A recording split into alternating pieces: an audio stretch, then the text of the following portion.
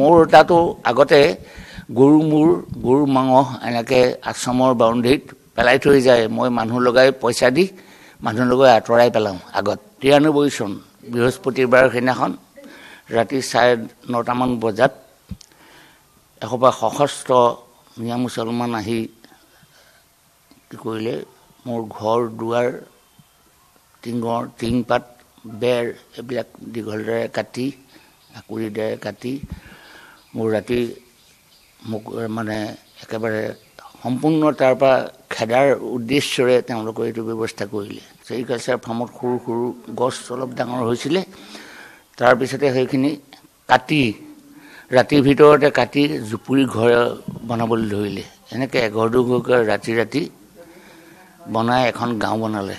অবৈধভাৱে আহিলে আৰু সেইখিনি সন্দেহযুক্ত নাগৰিক। মোক ইটা এটা মাৰি দিলে মোৰ গালে, বুকুত পৰিলে অলপ, পৰিলত মই পৰি গ'লোঁ। তেওঁলোকে এইটোৱেই কৰিছে যে ইয়াত সদায় নাম দবা কাঁহ আৰু এইবিলাক সাংস্কৃতিক অনুষ্ঠান কিবা কিবি পাতি থাকে, আমাৰ হুলস্থুল হয়। গতিকে এইটো হ'ব নালাগে। আচলতে ইয়াৰ পৰা তই বেগেতে গুচি যা, তোৰ নমৰতি।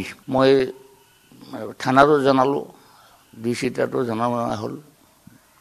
এই এনেকুৱা মোৰ হেৰি কৰিলে, মন্দিৰতো সোমাই পেলাই মোৰ যাদৱ ৰায় মূৰ্তি, কৃষ্ণ মূৰ্তি লৈ গ'ল। পুলিচে আহি পেলাই এনকুৱাৰীটো কৰি পেলাই গুচি গ'ল যে কেছ এটা দিছোঁ বাৰু, আমি চৰকাৰী কেছ হ'ব এইটো, আপোনাক ৰাতিৰ ভিতৰতে এনেকুৱা ঘটনা কৰিছে আমি দেখিছোঁ, গতিকে একো দিগদাৰ নাই। আমাৰ হিতেশ্বৰ শইকীয়া অসমৰ মুখ্যমন্ত্ৰী সেই সময়ৰ এই বঙালমৰালৈ আহিছিলে, আহোঁতে মোৰ লিফলেটখন এই হিতেশ্বৰ শইকীয়াক দি দিলেগৈ যে আমাৰ সংখ্যালঘুৰ লোকৰ ওপৰত এনেকৈ লিফলেট উলিয়াইছে গোসাঁই, সেইখন চাওক।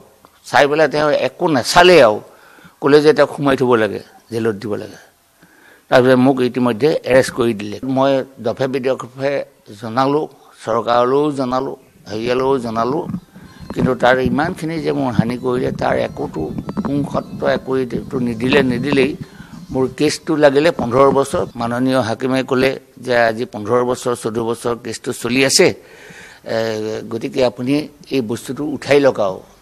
এহেঁতিও মৰি বহুত আদায় হ'ল। আহিবলগীয়া হ'ল মানে মোৰ এই অনুষ্ঠানটো আগৰ পথালিপাৰত আছিলে, শ্ৰী শ্ৰী গোমঠা মাহাৰা সৰু সত্ৰ সাংস্কৃতিক কৃষ্টিকেন্দ্ৰ। তাৰপিছত 71 চনৰ পৰা আৰম্ভ কৰি এই অনুষ্ঠানটো তাত পাহাৰৰ ওপৰত ভূমি নিদিয়ে, এলটমেণ্ট নিদিয়ে কাৰণে বহুত ওখ, 250 ফুট। সেইকাৰণে এই খ্ৰীষ্টিয়ান গেজিং দেৰ বিলত মাটি দুকঠা অনুষ্ঠানটোৰ নামত সাংস্কৃতিক কৃষ্টিকেন্দ্ৰ গীতাশ্ৰম সত্ৰৰ অন্তৰ্ভুক্ত, অৰ্থাৎ মাহাৰা সৰু সত্ৰৰ অন্তৰ্ভুক্ত। তাতে বসবাস কৰি আছিলোঁ, একো দিগদাৰ নাই। 4-5 বছৰ বৰ সুখেৰে আছিলোঁ, একো দিগদাৰ নাই। তাৰপাছতে এই চেৰিকালচাৰ ফাৰ্মখন আছিলে, সেই গেজিংটোত চেৰিকালচাৰ ফাৰ্মত সৰু সৰু গছ অলপ ডাঙৰ হৈছিলে, তাৰপিছতে সেইখিনি কাটি ৰাতিৰ ভিতৰতে কাটি জুপুৰি ঘৰ বনাবলৈ ধৰিলে। এনেকৈ এঘৰ দুঘৰকৈ ৰাতি বনাই এখন গাঁও বনালে। অবৈধভাৱে আহিলে আৰু সেইখিনি সন্দেহযুক্ত নাগৰিক।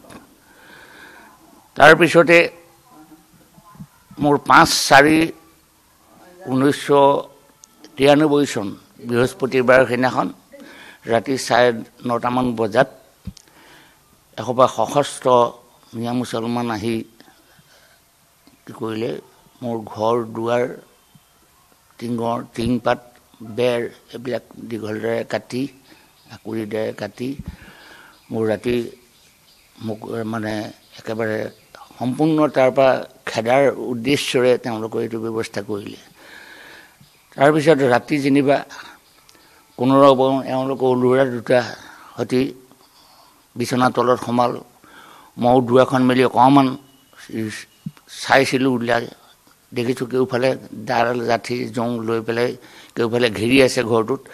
আকৌ দুৱাৰখন মাৰি দিলোঁ যদিও মোক ইটা এটা মাৰি দিলে মোৰ গালে, বুকুত পৰিলে অলপ, পৰিলত মই পৰি গ'লোঁ। তাৰপিছত তাতে ভকত এজনো আছিলে ৰাতি, সেই ভকতজনে লৰালৰিকৈ দুৱাৰখন হুক মাৰিলে। মৰাৰ পিছত মই পৰি যোৱাৰ লগে লগে এওঁ বিচনাৰ তলৰ পৰা ওলাই কান্দি কাটি মূৰত পানী দিছে। পানী দিলত মই চেতন পাইছোঁ। পোৱাৰ লগে লগে তেওঁলোকে এইটোৱেই কৰিছে যে ইয়াত সদায় নাম, দবা কাঁহ আৰু এইবিলাক সাংস্কৃতিক অনুষ্ঠান কিবা কিবি পাতি থাকে, আমাৰ হুলস্থুল হয়। গতিকে এইটো হ'ব নালাগে। আচলতে ইয়াৰ পৰা তই বেগেতে গুচি যা, তোৰ নমৰতি। গতিকে সেইকাৰণে তেওঁলোকে কি কৰিলে, মই কন্দা কটা কৰাৰ পিছত খুটা এটাতে ধৰি পেলাই সাপতি ধৰি মই চিঞৰি চিঞৰি কান্দিছোঁ আৰু উপায় নাই। তেতিয়া সেই বাটৰ ফালৰ পৰা সিফালৰ পৰা চিঞৰ এটা মাৰিছে গাঁৱৰ মানুহে, কোনোবাই ঐ আছোঁ ভয় নাই বুলি পেলাই। তেতিয়া তেওঁলোকে মানুহ আহিছে, বোলে বোলা বোলা বুলিলত আটাইখিনি মানুহ আঁতৰি গুচি গ'ল। গুচি গৈ ওচৰত তেওঁলোকৰ তাতে এটা খেৰৰ পুঁজি আছিলে, সেই খেৰৰ পুঁজিটোতে জুই জ্বলাই পিছত কথাটো এনেকুৱা কৰিবলৈ বিচাৰিছে যে আমাৰ ঘৰ জুই লগোৱাৰ কাৰণেহে গোসাঁইৰ আশ্ৰমখন আমি কাটিছোঁ, সেইটো ব্যৱস্থা। গতিকে তাৰপিছত সেই কি হ'ল, মই থানাতো জনালোঁ, DC তাতো জনোৱা হ'ল। এই এনেকুৱা মোৰ হেৰি কৰিলে, মন্দিৰতো সোমাই পেলাই মোৰ যাদৱ ৰায় মূৰ্তি, কৃষ্ণৰ মূৰ্তি লৈ গ'ল আৰু ৰূপৰ সোণৰ ফুল, কাঁহী বাতি, বিভিন্ন ধৰণৰ সা সঁজুলি, হাৰমনিয়াম, তাবলা, খোল, তাল ইত্যাদি ধৰণৰ এইবিলাক চুৰ কৰি লৈ গুচি গ'ল, তলা চলা ভাঙি মন্দিৰৰ পৰাও। তাৰপিছত শেষত দফে বিদফে হেৰি কৰাৰ পিছতো, জনোৱাৰ পিছতো অকল পুলিচে আহি পেলাই এনকুৱাৰীটো কৰি পেলাই গুচি গ'ল যে কেছ এটা দিছোঁ বাৰু, আমি চৰকাৰী কেছ হ'ব এইটো, আপোনাক ৰাতিৰ ভিতৰতে এনেকুৱা ঘটনা কৰিছে আমি দেখিছোঁ, গতিকে একো দিগদাৰ নাই বুলি তাত একো প্ৰশ্নই নুঠিল। একোতো মানুহ, অন্য মানুহো কোনো নাহিলে। আমাৰ শিষ্যবৰ্গ আৰু কমিটিৰ মানুহখিনি আহি পেলাই আলোচনা এটা কৰিলোঁ যে এইটো গোহাঁৰী আকাৰে যদি আমি এই বস্তুটো প্ৰকাশ কৰিব কৰোঁ, তেতিয়াহ'লে নিশ্চয় 10জনে গম পাব। সেই গতিকে এইটো থুপাই নথৈ গোহাঁৰী আকাৰে আমি হেৰি কৰোঁ। এনেকৈ বদলৰ মোৰ নাম দি গোহাঁৰী আকাৰে একদম সত্য ঘটনাখিনি মই দিলোঁ। দিয়াৰ লগে লগে এইবিলাক পেপাৰতো, এই 3খন পেপাৰ 4খন পেপাৰত দিলে চালে। এতিয়া মোৰ হাততে আছে বৰ্তমান পেপাৰখিনি, যিখিনি ঘটনাখিনি হ'ল সকলো ডিটেইলছ ইয়াত মানে হেৰি হোৱা আছে। তাৰপিছত যেতিয়া এই গোহাঁৰী পত্ৰখন পালে, সেইখন লৈ সেই সময়তে আমাৰ হিতেশ্বৰ শইকীয়া অসমৰ মুখ্যমন্ত্ৰী সেই সময়ৰ এই বঙালমৰালৈ আহিছিলে। আহোঁতে মোৰ লিফলেটখন এই হিতেশ্বৰ শইকীয়াক দি দিলেগৈ যে আমাৰ সংখ্যালঘুৰ লোকৰ ওপৰত এনেকৈ লিফলেট উলিয়াইছে গোসাঁয়ে, সেইখন চাওক। চাই পেলাই তেওঁ একো নাচালেই আৰু ক'লে যে তেওঁক সোমাই থ'ব লাগে, জেলত দিব লাগে। তাৰপিছত মোক ইতিমধ্যে এৰেষ্ট কৰি দিলে। কিন্তু মোৰ কিমানখিনি হানি হ'ল, তাৰ পৰা মই ওলাই গুচি আহিবলগীয়া হ'ল, সেইখিনি এৰি মই গুচি আহিবলগীয়া হ'ল। তেনেস্থলৰ ভিতৰত মোক একো এটা সহায় বা একো এটা কাম নকৰিলে। অকল কেইদিনমানৰ কাৰণে পুলিচ ফৌজি কেইজনমান তাত থাকিবলৈ দিলে, ৰক্ষণাবেক্ষণ সিমানেই হ'ল। মইতো গুচি আহিলোঁ। তাৰপিছত মোক এৰেষ্ট কৰিলে। কৰাৰ পিছত মই দফে বিদফে জনালোঁ, চৰকাৰলৈও জনালোঁ, হেৰিয়ালৈও জনালোঁ।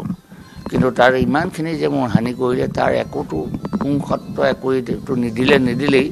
মোৰ কেছটো লাগিলে 15 বছৰ। 15 বছৰৰ পিছত মোক জাৰ্জে মাতিলে এদিন যে এইটো চৰকাৰী কেছ, আপুনি আহিব লাগে। গতিকে মই আহি গৈ তাত কোৱাৰ লগে লগে হাকিমে, মাননীয় হাকিমে ক'লে যে আজি 15 বছৰ 14 বছৰ কেছটো চলি আছে, গতিকে আপুনি এই বস্তুটো উঠাই লওক। আৰু এহেঁতিও মৰি বহুত আদায় হ'ল, বহুত মৰিলে মানুহ আছামীবিলাক।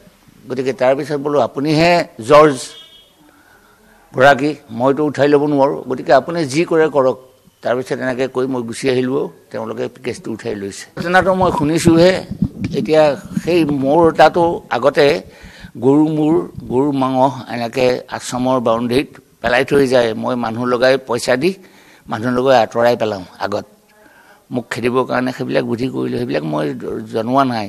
কাৰণ এনেকুৱা এটা এটেম্প টু মাৰ্ডাৰ, অৰ্থাৎ মাৰিবলৈকে যে বুদ্ধি কৰি পেলাইও মই যেতিয়া একো এটা নাপালোঁ চৰকাৰৰ পৰা গতিকে এতিয়া গৰু মাংস বা গৰু মূৰ পেলাই ল'লেনো কি হ'ব সেইকাৰণে মানুহ লগাই পইচা দি মানুহ লগাই সেইবিলাক আঁতৰাই পুতি থ'বলৈ ধৰিলোঁ আৰু তেনেকুৱা মোকো কৰিছিলে এতিয়া আজিও বোলে কালিও এনেকুৱা আমাৰ ঢকুৱাখনীয়া নামঘৰৰ সন্মুখত গৰু মূৰ আনি পেলাইছেহি এইটো বৰ ডাঙৰ কথা গতিকে হিন্দু ধৰ্মৰ এটা ডাঙৰ কথা 2 নম্বৰ গতিকে এইটো উপযুক্ত বিচাৰ কৰি ভাল ধৰণে দুখীক শাস্তি বিহিব লাগে আৰু কথা এইটোৱে নহ'লেতো নহ'ব কাৰণ এনেকৈ এডেওকে হেৰি হৈ যাব ওচৰলৈ আহি মানে লতানিয়াৰ চেও বুলি কয় এডাও কৰি লতানিয়াৰ চেও গতিকে আহি আমাৰ বৰঘৰত সোমালেহি বিদেশীসকল আহি গতিকে এতিয়া এনেকুৱাবিলাক দূৰাত্ব কাম কৰিব নালাগে তেওঁলোকৰ ভাগে আছে